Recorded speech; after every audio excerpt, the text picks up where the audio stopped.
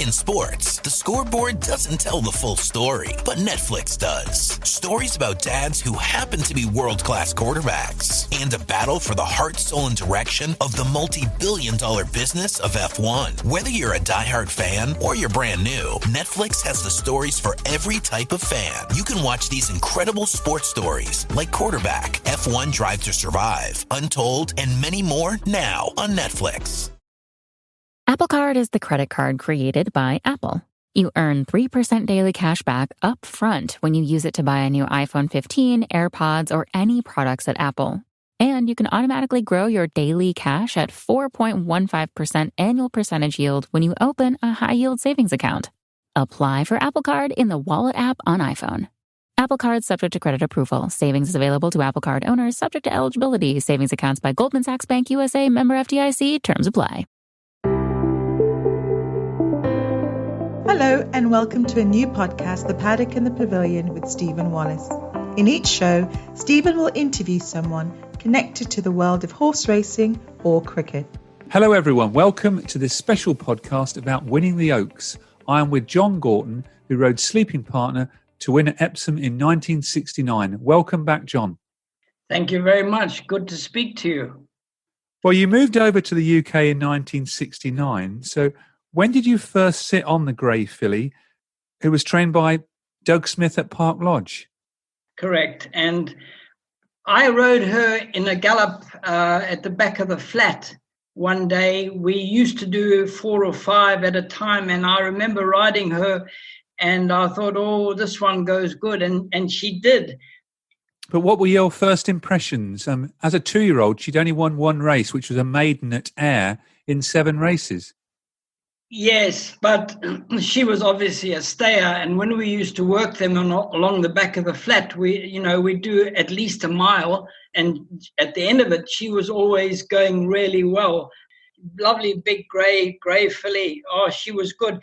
And going up closer to the race, on the morning of the race, when her first start was at it was the Oaks Trial at Lingfield, and I remembered thinking, she can win this today, but nobody told me that she reared in the barrier. And of course, I went in, one of the last to go in, and as soon as they closed the back gates, up she went, and she'd go up absolutely vertical. And of course, you just put your arms around her neck, and she'd go down. And as soon as she got down, she'd go up again. And of course, she was left by, 20 lengths, long way, 10, 20 lengths, who knows? But I know she was left a long way. And I thought, well, there's no point in chasing. Now I've done my chance. So I just lobbed along at the back and made no hurry. And we went at Lingfield, it's left-handed.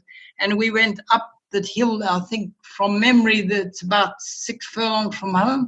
And I'd already caught up to them without spending a penny. And I stayed on the rail. And when we got over the rise and went downhill, turned left they went like hell. And of course, a lot of them ran off the course. Well, she skimmed the rail. And I saved lengths. And I won by half a length, and I'd never let her go. And I never let her go. So then I really thought, this was on the 17th of May, this was, when you ran in the Lingfield Oaks trial. Yes. So you must have thought the horse would stay. Oh, yes. Oh, she'd stay all day. I knew she'd stay. And that performance to me was unbelievable. And I told everybody I'd win the Oaks, of course, me first time there. Oh, what is he talking about? But and then, of course, on Oaks Day, that was vastly different to Lingfield, the crowds. And when you mount up, of course, you go up past the stand and then back and down the hill, and all the people are lined up. And of course, my first year there, I had great apprehension, as you can imagine, going down there. But once I got into the stalls, of course, you forget all that. And as soon as I got into the stalls, of course, she started to rear again.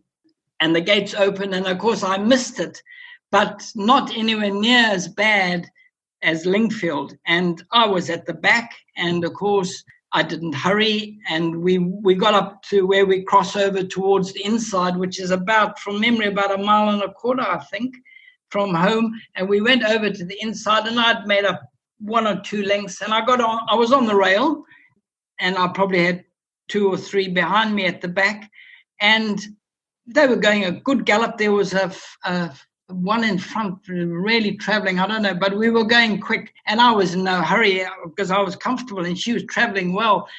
And you know, Stephen, to this day, 50 years later, I don't know what it was, but something said get off the rail. This was about 6 furlongs from home, and I was able, I didn't have anything on my outside at that stage, and I was lucky I was able to, and I actually moved off the rail for no particular reason. And the next moment, the leader sort of compounded and dropped back and caused a lot of interference. And of course, I was lucky I went round it, missed the interference, got back onto the rail, and I'd made up a little bit of ground, not a lot. And we got to down Tattenham Corner, and Duncan was on Frontier Goddess. And as we turned inside, he kicked. If we can just go back a bit, John, there was 15 runners in the race. The winners of the 1,000 guineas for the Irish and the English 1,000 guineas were in the race. Had you had much experience of riding at Epsom before this big day for you? No, I think I rode once or twice, and I think I did ride a winner. Yeah, I think I rode one winner, but I'd had a couple of rides on the track, so I knew the road. There was 2 roads. I don't know if they're still there now. Entering into the straight, you'd go over, and of course the track itself, you're running downhill, and the ground fades to the left, drops away to the left. So if you're coming from behind, if you're in front, then you can have the whip in the right hand. But if you're coming from behind and you want to have a clear run, you needed to always put your whip in the left hand. And I was very lucky when I was apprenticed to Fred Rickaby, Lester Piggott's cousin. And the very first day I went into his yard, he said to me, "Are you right-handed or left-handed?" And I said, "Oh, Mr. Rickaby, I'm right-handed." So he handed me a whip, and I went to take it in the right hand. He gave it to me in my left hand, and he said, "Always carry it in your left. I don't want to see it in your right hand." And then he told me to go and do something, whatever it was, and of course, I forgot all about keep the whip in your left hand. And I came round the corner from having done what he told me to do, and I got the whip in the right hand, and he carried a bamboo cane. And he hit me across my wrist with the whip in my right hand across my wrist, and I dropped it. Oh, nearly pain. That was the greatest lesson I ever learned, because after that, I made sure that I could use the whip in the left hand. And I was actually better riding it with it in my left than my right. In fact, when we used the starting gates, and I always carried the whip in the left, I couldn't jump out the gates with the whip in the right. Incredible. Yet I'm right-handed. So when we came into Tattenham Corner, because of the way the ground slopes to the left, I switched the whip into my left hand, and I came out and gradually got a run and came out to the middle of the track. And Duncan by then was still well clear on Frontier Goddess, but I was starting to really go because she stayed, you see, and we were going downhill. And as soon as I hit the rise, which is about a half a furlong from home, she literally flew, and I passed Frontier Goddess, well, short of the line. I won a half a length, but won so easily. In fact, she had her ears pricked. I've got a photograph of her here, and her ears are pricked. That's how easy she won at the end. And of course, I was so happy. I actually wanted to jump off. The exuberance was. I actually went past the post. I was so happy, and I actually wanted to jump off it. It was a great moment in my life. And when we came back, Lord Rosebery was there, and his sleeping partner had She was a grey filly, as you know, and she had big feet, and he had these big brogue shoes on, and I remembered I took the saddle off, and he went to pat her, and she moved over and stood on his foot, and I don't think he even felt it. I think that's how happy he was, because I was over the moon, you know.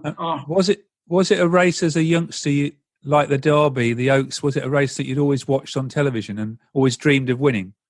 No, because in South Africa in those days, television wasn't a big thing. We never had television. If we watched a race, it was probably in the cinema somewhere. So no, I'd never.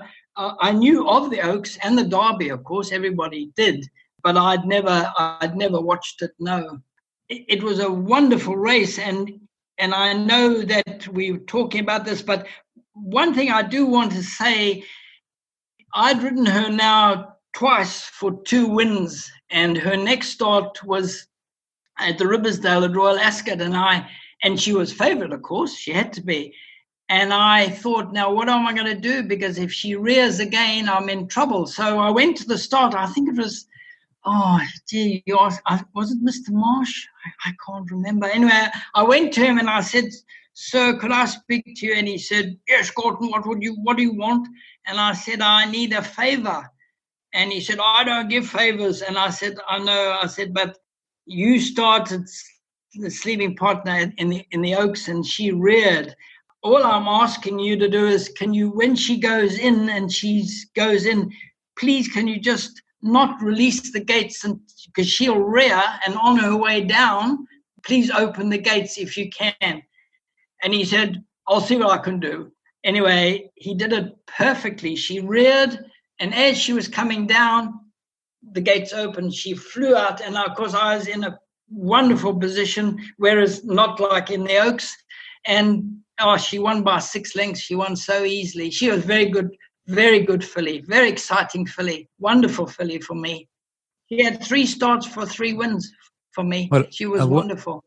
A wonderful start for you, and your victory in the Oaks was the first. You became the first South African to win a British Classic. Correct. Yes, it was.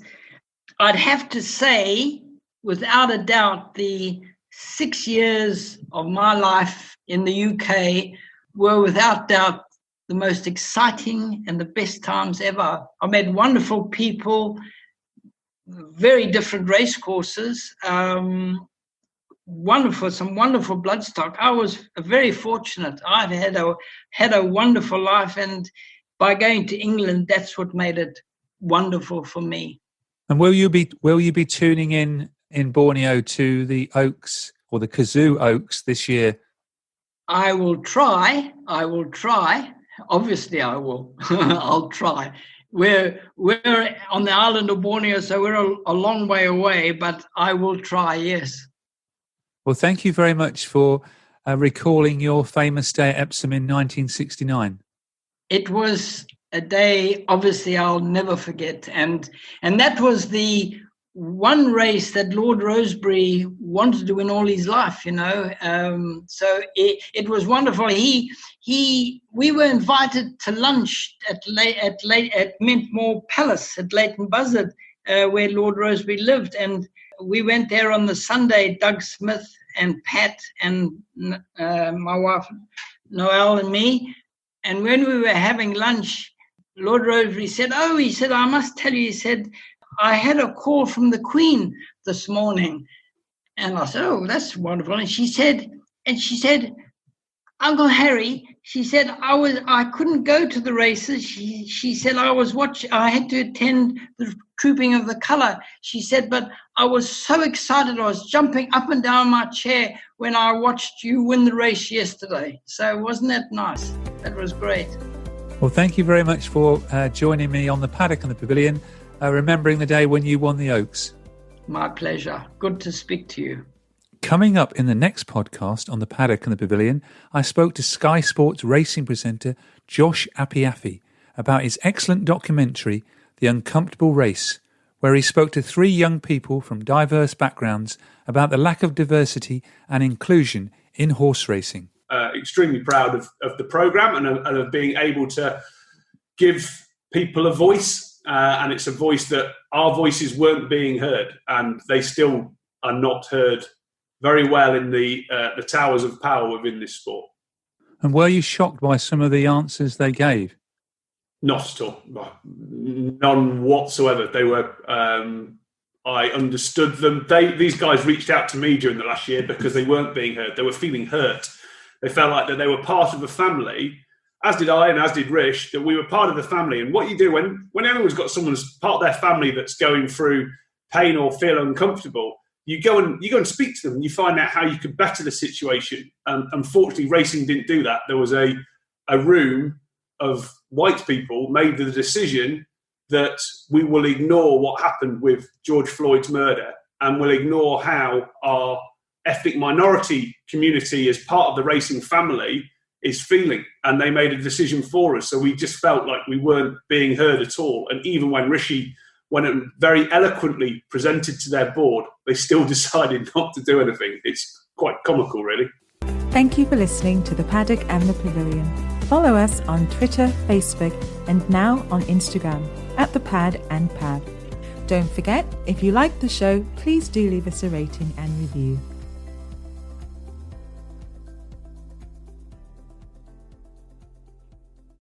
Sports Social Podcast Network.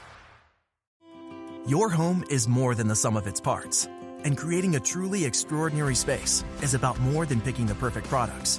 That's why the experts at Ferguson Bath, Kitchen, and Lighting Gallery are here to help you throughout the entire process to create a home that's as unique as you are. Bring your vision to us. Schedule your showroom consultation and see more from brands like Monogram at build.com/Ferguson.